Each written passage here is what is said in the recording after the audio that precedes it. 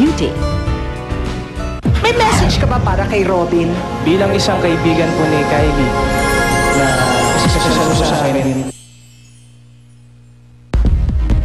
Ang saya ng usapan, salinan sa kwentuhan. Starbucks, pabili ka namin. Starbucks, what you say? Starbucks, dyan tamisan naman. Starbucks, join the fun everyone. Starbucks, dito.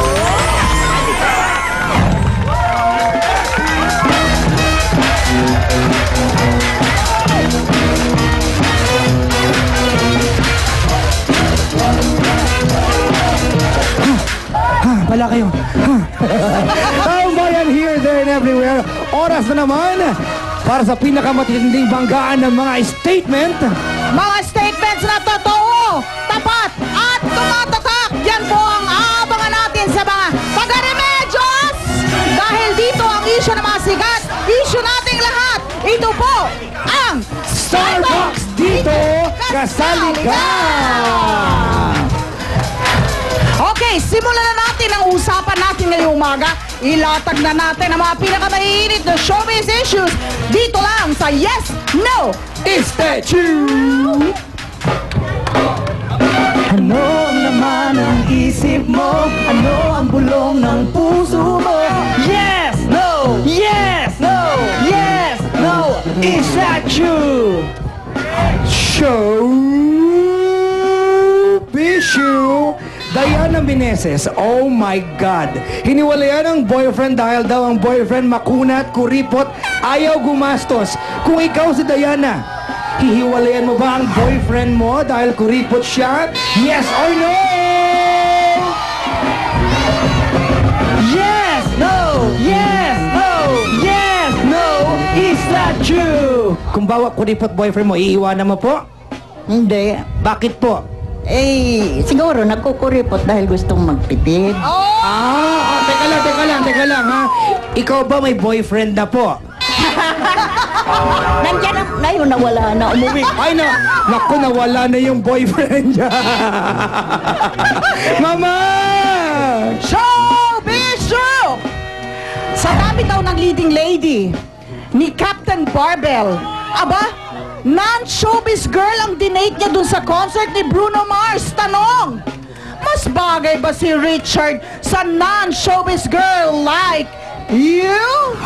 Yes or no? Yes! No! Yes! No! Yes! No! Is that true? Yes. Bakit? Para hindi na siya maguluhan, tsaka para maiwasan yung mga selos-selos sa kanya. Papa Jack! Alright, showbiz yung mga kaibigan. Kylie Padilla na piling, ayan, pumalit kay Snooki Serna para gumanap, ayan, sa panibagong version ng pelikulang Blusang Itim. Ang tanong mga kaibigan pang leading lady na ba para sa Blusang Itim si Kylie? Yes or no? Yes! No! Yes! No! Yes! No! Is that true? So para sa akin po hindi po kasi mas matagal na po sa showbiz si Snooki Sir na po. Sino yung bagay na gumanap sa Blusang Itim? Si Snooki Sir na po. Eh, kailangan na ka nakapalit. Ang kulit mo naman. Di si Marian Rivera na lang. Si Marian! Si Marian Rivera. Oh, okay, sige. Alright, Mama! At eto na ang ating issue number 1. Kinig? Si Robin Padilla, humahad lang nga ba sa panliligaw ni Aljur Albrenica sa anak niyang si Kylie Padilla? Ang senaryo, latag! Ay, ilang linggo na rin napapabalita ang panliligaw ng ultimate hunk na si Aljur Albrenica kay Kylie Padilla, ang 18-year-old daughter ng bad boy of Philippine cinema na si Robin Padilla. Maraming beses nang sinasabi ni Aljur na sobrang attracted siya kay Kylie at very special ito para sa kanya. Sa isang interview, ipinangako pa ni Aljur kay Robin na wala siyang masamang intensyon sa dalaga. Samantala, mula sa mga panayam kay Robin, marami ang nagsasabing hindi boto ang action star kay Aljur. At noong isang linggo, pinag-usapan ng marami ang napapabalitang hindi pagpapapasok ni Robin kay Aljur sa bahay nila nang dalawin nito si Kylie. Sa mga ganitong pagkakataon, kapag humahadlang ang magulang sa pakikipagrelasyon, magagawa mo bang sumuway sa gusto nila?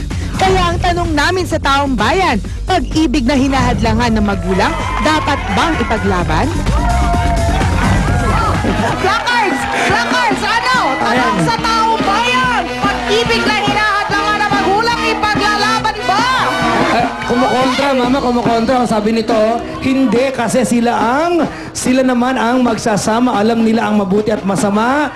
Kung dapat nilang pakialaman, kung hindi na maganda ang patutunguhan ng kanilang pagsasama. Yes, darating din ang panahon na iiwan tayo ng magulang. Kaya, bakit natin hahadlangan? Kaya dapat ipaglaban. Yes! Ay, nako. Okay. Alam mo yan, ano pa lang yan? Ano pa lang, umiinit pa lang yung mga kasama natin sa Remedios Aman. Circle. Pero ngayon, one of the most talked about personalities in show business today, ang ultimate hunk ng Kapuso Network. Kasama natin ngayong umaga, Aljur Abrenica! Oh my God. Aljur! Oh my God, he's really here. Aljur! Ayun na! May mga hinihimatay na! Hi! Hi talaga naman! Magandang umaga po sa inyo lahat at sa lahat na nanonood. Magandang umaga po. Alam mo, Aljur, dito sa Starbucks, lahat ng ini-interview natin, dumadaan sa Pexmanan, walang gusto ko yan. plastikan. Eto, aamin ka ba? Girlfriend mo na ba si Kylie Padilla? Ay! Ay! Sasagutin ni Aljur sa pagbabalik ng Starbucks! Dito, kasali ka! Text mo ako. Pexmanan! Wala na siya sa palasyo. Ibig sabihin nakatakas na siya. Pero paano kung hindi mailigtas ang tanging tagapagligtas? Walang lugar sa punsong to na pwede mong puntahan na hindi ka kayang mahanap ng kapangyarihan ko. Dwarfina. Pagkatapos